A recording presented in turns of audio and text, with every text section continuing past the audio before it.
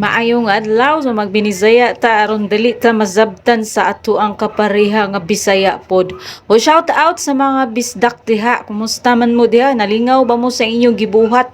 O be happy lang always no. Unsa man atong buhaton bisag busy pa man ta kaayo so di ta makalimot nga mo smile. Pero ako diha guys, wa jud ko ka smile ana tungod sa kabugat sa akong gidala.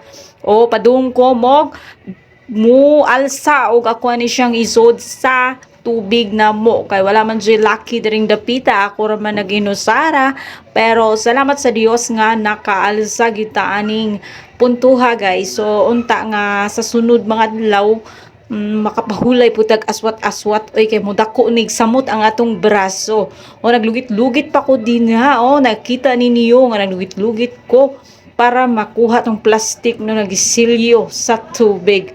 Oo, ang laki nga nagtan-aw nako ana no, wala gyud siya katabang nako char. Pero adunay nagtan-aw nagsudong nako ana murag katabang undi ba pero wala na niya gidayon kay pasig mauglaw lang siya nako ba kay kawawa na pag dagway. Pero gialsa gyud nako tama no para dili lang gyud ko magpahalata nga gibugatan, nagsigig tan-aw nako ang mga palibot din ha no katabangon dili lagi. O ako pa nagitrapo-trapuhan guys para mawa ang mga abog-abog.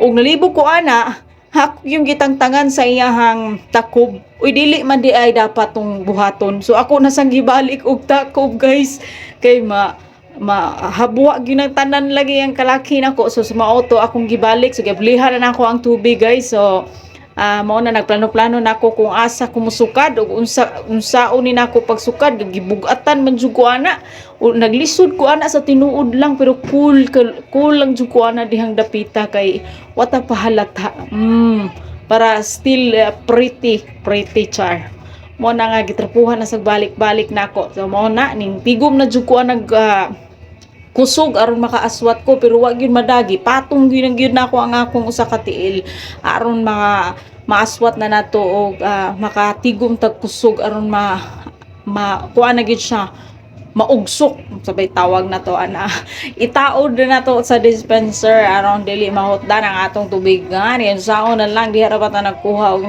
inadlawng pamugas usa ka kilo fights na sa usa ka adlaw og sa diha ako na jong naugbok ang maong kailon. Salamat jud kayo nga nakaya ra gid ay nato no.